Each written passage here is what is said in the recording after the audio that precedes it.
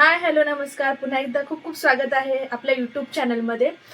तर आज व्लॉग तर मी असं बसूनच बनवणार आहे. आज तर काय असं व्लॉग कामं करताना वगैरे असं काही नाही आहे. डेली व्लॉगप्रमाणे हा व्लॉग माझा बनवायचा खूप आठवड्यांपासून माझं चाललेलं प्लॅनिंग, पण मला वेळ नव्हता मिळत. पण म्हटलं चला 35 वीक माझं चालू झाला आहे, 9वा महिना लागलेला आहे मला फायनली. सो म्हटलं चला आपण व्लॉग करून घेऊया. नाहीतर अशी वेळ नको यायला, कारण की प्रेग्नेन्सीचं असं असतं ना की आपण काही सांगू नाही शकत कधी वेळ येईल डिलिव्हरीची, आणि तो व्लॉग राहून जायचा आपला. आणि माझी खूप इच्छा होती की हा व्लॉग करावा. आणि ते म्हणतात ना, हा हा व्लॉग बनवण्याचं असं एक हे आहे की असं एक एक्साइटमेंट असते. सेकंड प्रेग्नेन्सी वेगळी एक्साइटमेंट असते. फर्स्ट प्रेग्नेन्सी काय नॉर्मल आपण एवढं हे नाही करत, आपल्याला अनुभव पण नसतो त्या गोष्टीचा. तर सेकंड प्रेग्नेन्सीमध्ये असं एक्साइटमेंट असते की काय होईल, मुलगा होईल मुलगी होईल. त्याच्या मागे ना सायंटिफिक रिझन अजिबात काहीच नाहीये. म्हणजे जे मी आता पॉईंट्स काही सांगणार आहे, जे मी आजूबाजूच्या लोकांकडून ऐकलेत, की काही पॉईंट्स असतात की बाबा पोट असं दिसलं तर मग मुलगी. ते म्हणजे पोटाच्या याच्यावरून जुने लोक ओळखायचे पोटाकडे बघून, किंवा आपण आपल्याला काय खायला आवडतं, किंवा आपण आपल्याला काय तिखट खावं वाटतं, गोड खावं वाटतं. त्यानंतर आता हे चालू आहे हार्टबीट, त्याच्यावर ओळखतात. तर या सगळ्या गोष्टी मी आजूबाजूच्या लोकांकडून, त्याच्यानंतर कमेंट सेक्शन मध्ये पण खूप लोकांनी सांगितलं दीदी तुला मुलगा होईल मुलगी होईल. म्हटलं चला आपण एक जेंडर प्रेडिक्शन ब्लॉग बनवूया म्हटलं सर्वांसाठी. आता ते कितपत खरं किंवा कितपत खोटं असं ते आपल्याला पण माहिती नाही. सायन्सच्या पुढे कोणीही जाऊ शकत नाही. शेवटी ते सायंटिफिक असतं, आपण ते ठरवू नाही शकत. पण एक जुन्या लोकांचं असतं, म्हणजे काही गोष्टी त्याच्यातल्या खऱ्या पण असतात, निघतात काही लोकांच्या बाबतीत. तर माझ्या बाबतीत किती खऱ्या आणि किती रेअर निघतात ते मला पण नाही माहिती. कारण की आता ते आपल्याला डिलिव्हरी नंतरच कळेल ते किती गोष्टी बरोबर होत्या किंवा किती गोष्टी चुकीच्या निघतात, जे काय असेल ते. पण ही जी ऍक्टिव्हिटी आपण एक फन ऍक्टिव्हिटी म्हणून करतोय असं समजा, हे आपण एक जस्ट फन म्हणून घेतोय. ह्याच्यामध्ये अजिबात मुलगा मुलगीचे भेद वगैरे असं काही नाही आहे, किंवा असं नाही की मला मुलगाच हवाय किंवा मुलगीच हवी. तर एक एक उत्सुकता असते प्रत्येक आईच्या मनात की आपल्याला आता पहिला मुलगा असतो. दुसऱ्या प्रेग्नन्सीमध्ये ऍक्च्युली जास्त एक्साइटमेंट असते, जास्त क्युरियोसिटी असते. पहिला मुलगा असला तर दुसऱ्याच मुलगी हवी, पहिली मुलगी असली तर दुसऱ्याच मुलगा हवा. तर ते एक आपण जास्त सर्च करत असतो मोबाईलमध्ये. आणि असं सर्च करता करताना आपल्याला काही पॉईंट्स आता मला निघालेले आहेत, जे पॉईंट्स मी नोट डाऊन केलेत, कारण की एवढे पॉईंट्स माझ्या डोक्यात राहणार नाही. सो म्हटलं चला पॉईंट्स आपण मॅच करून बघूया आपल्याला किती सूट होतात त्याचे पॉईंट्स, आणि किती पॉईंट्स गर्लकडे निघतात आणि किती पॉईंट्स बॉईजकडे निघतात. ठीक आहे. सर ही ऍक्टिव्हिटी जी फन ऍक्टिव्हिटी ओनली, ही फन वे मध्ये घ्या, काही सिरियस नका घेऊ. त्यानंतर मी एक नंतर व्लॉग, डिलिव्हरी नंतर व्लॉग करेलच की ह्याच्यामधले किती पॉईंट्स परफेक्ट निघाले माझ्या बाबतीत आणि किती चुकीचे निघाले ते. ठीक आहे. सो चला आपण स्टार्ट करूया आता. तर पहिला पॉइंट, काही लेडीज ना त्यांची फर्स्ट जी सोनोग्राफी असते, फर्स्ट सोनोग्राफी, तिथूनच म्हणजे प्रिडिक्ट करतात का त्या गोष्टीवरून की मुलगा असेल की मुलगी. तर सगळ्यात मेन पॉइंट आहे हार्ट रेट. तर हार्ट रेटचं म्हणाल तर हार्ट रेट 140 पेक्षा 140 पेक्षा कमी असेल तर मुलगा, आणि 140 पेक्षा जास्त असेल तर मुलगी. राईट. म्हणजे असं सांगतात. आता ते मी म्हणजे बरेच जण विचारलं, पण हे असं खूप जणांच्या बाबतीत ही गोष्ट पण खूप चुकीची घडलेली. म्हणजे काही लोकांचे काहींचे माझ्या अनुभवातली रिलेटिव्ह मध्ये मी विचारलं काही लोकांना, तर ते म्हणतायत की त्यांचा मुलगा असूनही त्यांच्या मुलाच्या सोनोग्राफीचे पण रिपोर्ट 140 150च्या पण अबोव आले होते हार्ट रेट. सो तरी पण त्यांना मुलगा झाला. आणि अशाही होते काही जे 130च्या आसपास ज्यांची हार्ट रेट होती त्यांना गर्ल झाली. सो हे असं होऊ शकतं. सो पण आपण आता जे पॉइंट्स आहेत जे म्हणजे बाकीच्या लोकांच्या सांगण्यावरून किंवा आपण आजूबाजू जे ऐकतो ज्या गोष्टी त्याच्यावरून आपण प्रिडिक्ट करणार. सो चला स्टार्ट करूया. फर्स्ट आहे हार्ट रेट. हार्ट रेट 140 पेक्षा कमी असेल तर मुलगा, आणि हार्ट रेट 140 पेक्षा जास्त असेल तर मुलगी. तर माझ्या आतापर्यंत 4 सोनोग्राफी झाल्यात. तर 4 सोनोग्राफीमध्ये माझ्या 3 सोनोग्राफीमध्ये हार्ट रेट जी आहे ती 140च्या अबवच आहे. फर्स्ट वाली 150च्या पण अबव होती, पण त्याच्यानंतरच्या 140च्या अबवच होत्या, 150च्या थोड्या खाली होत्या. आणि लास्टची जी सोनोग्राफी मी केली चौथी, त्याच्यामध्ये 137 आली होती. सो हा पॉइंट मला वाटतं जर आपण सोनोग्राफीच्या हिशोबाने बघितलं तर 4 पैकी 3 सोनोग्राफीमध्ये 140च्या अबव आली म्हणजे मुलगी. हा पॉईंट जातो मुलीला. फर्स्ट पॉईंट गेला मुलीसाठी. तर दुसरा पॉईंट आहे मॉर्निंग सिकनेस. असं म्हणतात की खूप जास्त मुलाच्या वेळेस खूप जास्त नाही होत मॉर्निंग सिकनेस आणि मुलीच्या वेळेस खूप जास्त होतं. म्हणजे असं म्हणतात मॉर्निंग सिकनेस म्हणजे ऍक्च्युली मॉर्निंग सिकनेस म्हणजे मला सांगू का, मला दोन्ही वेळेस मॉर्निंग सिकनेस ही गोष्ट नाहीच झाली. ना माझ्या मुलाच्या वेळेस झाली ना आत्ता पण होते मला ना. पण एक डिफरंट आहे, मी माझ्या मुलाच्या वेळेस ना मॉर्निंग सिकनेस असं नाही, पण त्यावेळेस ना मी नेहमी अशी उत्साही असायची. म्हणजे मला कधी आळस नाही आला, कधी असं वाटलं नाही बिछाण्यात झोपून राहावं सकाळी असं. तर माझं ना ह्या वेळेस ह्या प्रेग्नन्सीमध्ये सर माहिती का, मी पूर्ण प्रेग्नन्सी मला इतका आळस म्हणजे मला बिछाण्यातून उठायची इच्छा नाही होत. खूप असं विकनेस, सकाळ सकाळ खूप जास्त विकनेस जाणवतो. आणि असं म्हणजे पहिले 3 महिने तर मला काय खायला प्यायला नाही वाटायचं, मळमळायचं मला. मला मुलाच्या वेळेस मळमळायचं पण ते इतकं नव्हतं. पण ह्या वेळेस ना म्हणजे उलट्या कमी केल्या, मला असं खायची इच्छा नाही व्हायची, मला भूक नाही लागायची, मला जेवण जात नव्हतं. जवळजवळ 3 महिने उलटून गेले तरी हा प्रॉब्लेम मी जबरदस्तीने ढकलायची जेवण. सो मला वाटतं मॉर्निंग सिकनेस असं नाही. मी मॉर्निंग सिकनेस म्हणजे मी आळसच पकडते. आळस म्हणजे असं की एक विकनेस असतो बॉडीमध्ये की बाबा बिछाण्यातून उठावं असं वाटत नाही सकाळी बेडवरून. मी दुपारनंतर एकदम फ्रेश, बरं दुपारनंतर मी एकदम फ्रेश असायची. पण अजूनही दुपारनंतर मी एकदम फ्रेश असते. आता व्हिडिओ पण बनवते मी दुपारनंतर बनवते का तर मला थोडं फ्रेश वाटते. मला सकाळी अजिबात फ्रेश वाटत नाही, म्हणून मी अजिबात व्हिडिओ बनवायच्या भानगडीतच पडते सकाळच्या. तर तेच कारण आहे मी व्हिडिओ खूप कमी केला. आणि मला स्वतःला आळशात बघून वाटतं यार मी किती अशी आळशी झाले किंवा किती मला अनफ्रेश वाटतं, खूप अनफ्रेश वाटतं मला. सो माझा मूड फ्रेश नसतो, म्हणून मग मी दुपारनंतर म्हटलं आज मूड जरा चांगला आहे, म्हटलं करूया आपण व्हिडिओ. सो मॉर्निंग सिकनेसचं तर नाही माहिती, पण मी ह्या बाबतीत मी पॉईंट देते की मला खूप म्हणजे असं हे वाटतं. तर हा मला वाटतं, आता मी कन्फ्युजच होता, पण मला वाटतं मुलीकडे पॉईंट जातो. ओके, तुम्ही सांगा काय वाटतं. त्याच्यानंतर थर्ड आहे क्रेविंग्स. असं म्हणतात की आंबट गोड तिखट खावंसं वाटलं की मुलगा, आणि गोड खावंसं वाटलं, गोड जास्त खावंसं वाटलं तर मुलगी. तर माझ्या पहिल्या प्रेग्नन्सीच्या बाबतीत खरं सांगायचं तर मी अजिबात गोड खाल्लं नव्हतं. अजिबात म्हणजे अजिबात मला गोड खायलाच आवडायचं नाही. त्या प्रेग्नन्सीमध्ये, फर्स्ट प्रेग्नन्सीमध्ये मी तिखट, भयंकर तिखट खाल्लेलं आहे. मी अक्षरशः एकेका वेळेला मसाला भात म्हणजे नॉर्मल आपला राईस जो शिजवलेला असतो त्याच्यामध्ये मसाला, तेल, मीठ कालवून खाल्लेलं आहे. कच्चा मसाला म्हणजे इतकं मी तिखट, आणि मिरच्या पण खूप खाल्लेल्या त्यावेळेस. इतकं मला तिखट आणि स्पायसी आणि असं म्हणजे चटपटीत खायला आवडायचं. पण ह्या प्रेग्नन्सीमध्ये मला एक्झॅक्ट अपोजिट झालं की पहिल्या 3 महिने मी आंबट खाल्लं, चिंचा खाल्या, त्याच्यानंतर कैऱ्या खाल्या कच्च्या. मी कधी खायची रात्री 12 वाजता उठून. तर आणि पण ना जिथून मला 6वा महिना लागला ना, 5वा 6वा महिना, तिथून मी इतकं गोड खाते. मला स्वतःला गोड खायला अजिबात आवडत नाही. मला अजिबात म्हणजे गोड आवडतच नाही. मी खातच नाही कधी गोड. मी फक्त दिवाळीला मिठाई, ती पण काजू कधी खाते, बाकी दुसरी कोणतीही खात नाही. तर मला गोड अजिबात आवडत नाही. पण माहिती नाही का, मी ना कंटिन्यू गोड खात असते आणि मला सतत गोड खायची क्रेविंग्स होत असतात. मी रात्री कधी उठते मला गोड खावं असं वाटतं, तर हे माझ्या बाबतीत होते. मी खूप गोड खाते. सो ह्या प्रेग्नन्सीमध्ये मला म्हणायचं तर खरं सांगू तर मला क्रेविंगच्या बाबतीत गोड जास्त खावं वाटतं. तर हा पॉईंट पण गर्लकडे जातो. तर 3 पॉईंट आपले आता गर्लकडे गेलेले आहेत. तर आता चौथा पॉईंट, ओके, मूड स्विंग्स.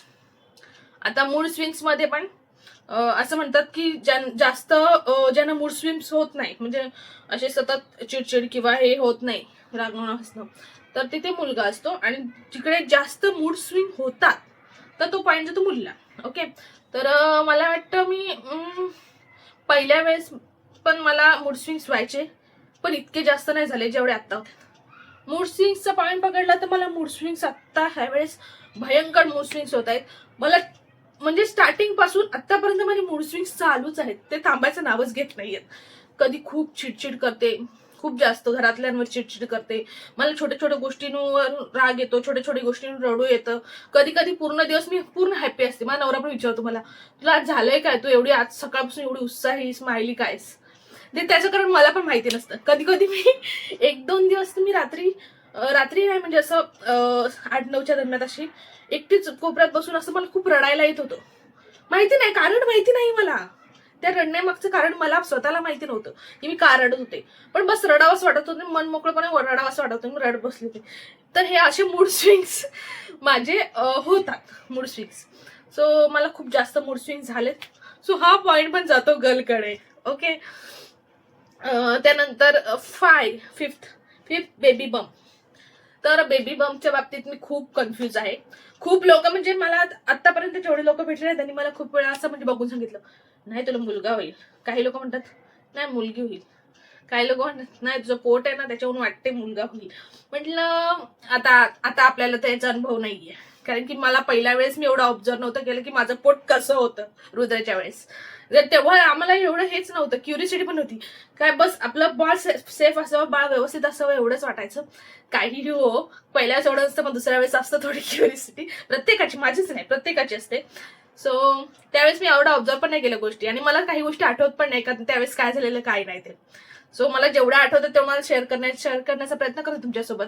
तर बेबी बम्पचं म्हणाल तर मी स्वतः खूप असं म्हणतात की बॉयच्या वेळेस जे बेबी बम्प असतं ना, म्हणजे पोट आपलं खालच्या बाजूने थोडं झुकलेलं आणि असं गोल फुटबॉल सारखं असतं, टोकदार असं म्हणतात. म्हणजे पुढून असं टोकदार असं छोटस पण त्या असं पुढे झुकलेलं असतं. आणि गर्लच्या वेळेस असं म्हणतात की असं पूर्ण म्हणजे असं पूर्ण पसरट असतं आणि वरती असतं, इथून छातीच्या अगदी खालून असं बेबी बम्प असतं. तर मला तर स्वतःला माझं पोट बघून असं वाटतं की ह्या वेळेस हा पॉइंट जातो बॉयकडे. तर बॉयने त्याचा काय बोलत त्याला एक पॉइंट त्यांनी त्याचं खातं खोललेलं आहे, तर तिकडे गेला. आता हा पॉइंट जातो बॉयकडे. ठीक आहे. बेबी बम्पच्या बाबतीत मला म्हणजे मी आता ज्या गोष्टी ऐकल्यात आजूबाजूला त्याच्यावरून मी ऑब्झर्व केलं माझ्या पोटाचा शेप. सो मला असं वाटतं की हा पॉइंट जातो बॉयकडे. ओके. सो चेहऱ्यावरचा ग्लो, तर चेहऱ्यावरचा ग्लो मला पण नाही माहिती, मी स्वतः कन्फ्युज आहे या गोष्टीत की चेहऱ्यावरचा ग्लो असं म्हणतात की 6वा पॉइंट आपला चेहऱ्यावरचा ग्लो, की ज्यांना पिंपल्स येत बॉयच्या वेळेस चेहऱ्यावरती खूप कमी पिंपल्स येतात, आणि गर्लच्या वेळेस चेहऱ्यावरती खूप पिंपल्स, सॉरी काय ते चुकीचं बोलले. 6वा पॉइंट आहे चेहऱ्यावरचा ग्लो. तर बॉयच्या वेळेस अजिबात पिंपल्स नसतात चेहऱ्यावरती, आणि गर्लच्या वेळेस खूप जास्त पिंपल्स येतात. तर रुद्राच्या वेळेस तर मला आठवत नाही इतकं की माझे पिंपल्स आलेले की नाही ते, पण यावेळेस म्हणायचं तर ग्लोचं तर माहिती नाही, पण पिंपल्स मला भयंकर आले होते. तुम्ही माझे व्हिडिओ जाऊन बघा आधीचे, माझ्या आधीचे व्हिडिओ बघाल, शॉर्ट व्हिडिओ बघाल, व्हिडिओ त्याच्यामध्ये माझे. सो मला वाटतं मला पिंपल्स आले होते. असं म्हणतात की मुलगी आईचं सौंदर्य खेचून घेते, म्हणजे काय माहिती नाही, पूर्वीचे लोक असं म्हणतात. ठीक आहे. तर आता ते कितपत योग्य आहे ते मला माहिती नाही. केसांच्या बाबतीत पण म्हणतात की केस खूप गळतात तेव्हा मुलगी होते, आणि केस गळत नाही जेव्हा केस खूप छान होतात तेव्हा मुलगा होतो. तर मला वाटतं केस पण माझी खूप जास्त गळालेली. आता कमी झालेत, आता 9 मंथमध्ये कमी झालेत गळायचे, पण माझे केस अजिबात चांगले नाहीत. माझी केस आधी खूप जाड होती, माझी व्हिडिओज मध्ये बघा, आणि आता माझी शेपटी बघू शकता तुम्ही काय झाली. आणि चेहऱ्यावरचा ग्लोचा तुम्ही आता ऑब्झर्व करून मला कमेंटमध्ये सांगा की माझ्या चेहऱ्यावर ग्लो वाढलाय की कमी झालाय. ते मला नाही माहिती, मी स्वतः ही गोष्ट ऑब्झर्व नाही केली किंवा मला समजत नाहीये की माझ्या चेहऱ्यावरचा ग्लो प्रेग्नन्सीमध्ये वाढला की कमी झाला. पण मला स्वतःला सांगू तर मला अजिबात फ्रेश नाही वाटत, आणि मला अजिबात वाटत नाही की माझ्या चेहऱ्यावर ग्लो वगैरे आलाय, आणि पिंपल्स तर खूप आलेत. सो हा पॉइंट पण जातो गर्लकडे. ओके. सो नेक्स्ट 7 पॉइंट घेऊया आपण. नाही, 7 पॉइंट आपण घेतला जस्ट केसांचं झालं, आपला केस जाड होतात की पातळ. सो तो पॉइंट पण केसांच्या बाबतीचा पॉइंट पण गर्लकडेच जातो. ही केस जाड झाले तर मुलगा होतो, आणि केस गळले तर मुलगी होते. तर मला वाटतं हा पॉइंट पण गर्लकडे जातो. त्याच्यानंतर प्लॅसेंटा. आता ह्या पॉइंटच्या बाबतीत ना मी स्वतः खूप कन्फ्युज आहे, कारण की मी खूप जणांना विचारलं प्लॅसेंटा बद्दल, पण असं काय नसतं की गर्लचा प्लॅसेंटा एंटेरियर असतो किंवा बॉयचा एंटर असतो, म्हणजे एंटर असल्या बॉय होते की गर्ल होतं. पण मोस्टली लोक हे म्हणतात जास्तीत जास्त की जर प्लॅसेंटा पोस्टेरियर असेल तर मुलगा होतो, आणि जर प्लॅसेंटा एंटेरियर असेल तर मुलगी होते. माझ्या स्वतःच्या बाबतीत सांगू, माझ्या रुद्राच्या वेळेस माझा प्लासेंटा पोस्टेरियर होता जेव्हा मला मुलगा झाला होता, ठीक आहे, फर्स्ट टाइमला. तर आता ह्या वेळेस माझा जो प्लासेंटा आहे तो अँटेरियर आहे. आता हे कितपत, ह्याला सायंटिफिक रिझन अजिबात नाहीये, पण एक सांगतात म्हणून आपण एक ह्याला पण पॉईंट देऊया, ठीक आहे. तर प्लासेंटाच्या बाबतीत म्हणाल तर माझा प्लासेंटा अँटेरियर आहे, म्हणजे हा पॉईंट जातो गर्लकडे. नेक्स्ट पॉईंट आहे 9 पॉईंट. आपण कोणत्या साईडला आपल्याला झोपावं असं वाटतं त्याच्यावर पण प्रेडिक्शन. आता ह्या बाबतीत ना मला फर्स्ट प्रेग्नन्सी मध्ये मला अजिबात आयडिया नाही मी कोणत्या साईडने झोपायची कोणत्या नाही, कारण की मी कधी ऑब्झर्वच नाही केली ही गोष्ट. आणि मला हे पण नव्हतं माहिती त्यावेळेस की डाव्याच बाजूने झोपायचं असतं, हे पण मला त्यावेळेस माहिती नव्हतं, कारण की त्यावेळेस रुद्र झाला त्यावेळेस मी हार्डली 21 इयर्सची होती आणि तेव्हा एवढा काय अनुभव नव्हता त्या गोष्टींचा, आणि मी कधी हे गोष्टी सर्च पण नाही केल्या. मी जस्ट एन्जॉय केली होती ती प्रेग्नन्सी बस.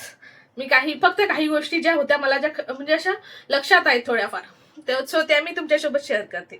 तर झोपण्याच्या बाबतीत म्हणाल तर असं म्हणतात की लेफ्ट साईडला झोपणं कम्फर्टेबल, म्हणजे ज्या साईडने आपल्याला झोप येते, लेफ्ट साईडला झोप आली तर बॉय असतो आणि राईट साईडला कम्फर्टेबल झोप आली तर गर्ल असते. तर माझा विचार तर मी स्टार्टिंग पासून मी खूप प्रयत्न करते, जिथून मला डॉक्टरने सांगितलं होतं जास्तीत जास्त प्रयत्न करा का डाव्या साईडला झोपण्याचा, कारण की डाव्या साईडने झोपल्याने, लेफ्ट साईडला झोपल्याने रक्तस्राव बाळाला व्यवस्थित होतो. सो त्यामुळे जास्तीत जास्त डाव्या साईडला झोपा. मी खूप प्रयत्न करते मी डाव्या साईडला झोपायचा, पण मला झोप येत नाही डाव्या साईडला वळल्यावर. मी राईट साईडला झोपते, मी रात्री झोपते ना डाव्या साईडला म्हणून झोपते, पण रात्री आपोआप मी कशी काय उजव्या साईडने येते ते मला पण नाही माहिती, कारण की मला कम्फर्टेबल झोप म्हणाल तर मला उजव्या साईडनीच येते. सो ह्या बाबतीत मी म्हणेल तर हा पॉईंट पण गर्लकडे जातो की मला कम्फर्टेबल झोप अशी राईट साईडला लागते, उजवी side. So next 10th point आहे. आता हे पण मला माहिती नाही, याचं पण मला एवढं ऑब्झर्वेशन नाही, पण हे दोन्ही वेळेस माझी सेमच गोष्ट झाली. बेंब असं म्हणतात की आपली जी नाभी असते, बेंब असते ती आपली जी नाभी असते ती वरच्या बाजूने निघालेली असेल, बाहेर निघालेली असेल तर मुलगा, आणि आतमध्ये असेल, आतल्या बाजूने असेल, अजून बाहेर निघाली नसेल तर मुलगी. तर माझं म्हणाल तर माझं थर्ड मंथ पासूनच माझी नाभी बाहेरच आहे, आणि मला पहिल्या वेळेस पण सेमच होता, आणि आताही माझी नाभी बाहेरच आहे. तर हा पॉईंट बघायला गेला तर हा पॉईंट जातो बॉयकडे. ओके, सो आता नेक्स्ट 11. मी खूप पॉईंट काढलेत ऍक्च्युली, तुम्ही सांगाल मी काय पॉईंट शोधून काढलेत, तर मी खूप सारे पॉईंट शोधले, मी खूप ऍक्च्युली याच्यावर रिसर्च केला, त्यानंतर ते पॉईंट काढलेले आहेत. सो मला जेवढे वाटतात ते मी सांगते तुम्हाला. तर 11वा पॉईंट घेऊया आपण आता. लिनिया नायग्रा म्हणजे आपल्या प्रेग्नन्सीमध्ये जी लाईन असते मध्ये, जी छातीपासून खाली बेंबीच्या खालपर्यंत असते, तर त्या लिनिया नायग्राचं असं आहे की ती असं म्हणतात की बेंबीच्या खालपासून ते वर छातीपर्यंत सरळ रेष असेल तर तो पॉईंट जातो मुलाला, म्हणजे जर मुलगा होतो. आणि जर ती लाईन खालपासून बेंबीपर्यंत किंवा खालपासून बेंबीपासून थोडी अशी किंवा क्रिस क्रॉस वरपर्यंत येत असेल, वाकडे तिकडे येत असेल वरपर्यंत, तर गर्लकडे पॉईंट जातो. तर माझ्या बाबतीत म्हणायचं तर मला आता ह्या प्रेग्नन्सीमध्ये माझी ती लिनिया नायग्रा, आता मला 8 मंथ कम्प्लीट झाले तरीही इतकी खूप जास्त डार्क नाही दिसत, लाईट दिसते, ती पण अगदी बेंबीपर्यंतच आहे, बेंबीच्या वरती नाही आली. ती लिनिया नायग्रा अगदी बेंबीपर्यंत आहे माझ्या, आणि ती पण लाईट आहे, एकदम डार्क नाहीये. सो मला वाटतं हा पॉईंट जातो गर्लकडे. त्यानंतर मुवमेंट्स केव्हा जाणवतात, तर असं म्हणतात की बॉयच्या वेळेसच्या मुवमेंट्स असतात त्या थोड्या लेट जाणवतात, की 5व्या-6व्या महिन्यात जाणवतात, आणि गर्लच्या वेळेसच्या मुवमेंट्स थोड्या 4थ्या महिन्याच्या एंडिंग पर्यंत जाणवायला स्टार्ट होतात.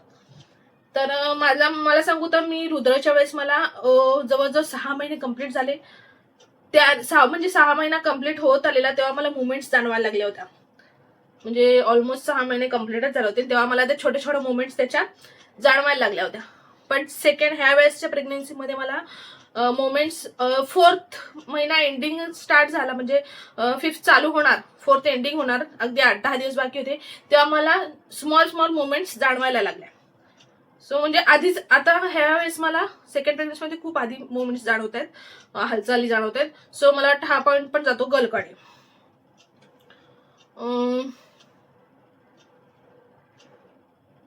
हा, अजून एक पॉइंट आहे, 13वा पॉइंट आपण घेतोय, हातापायाला सूज येणे.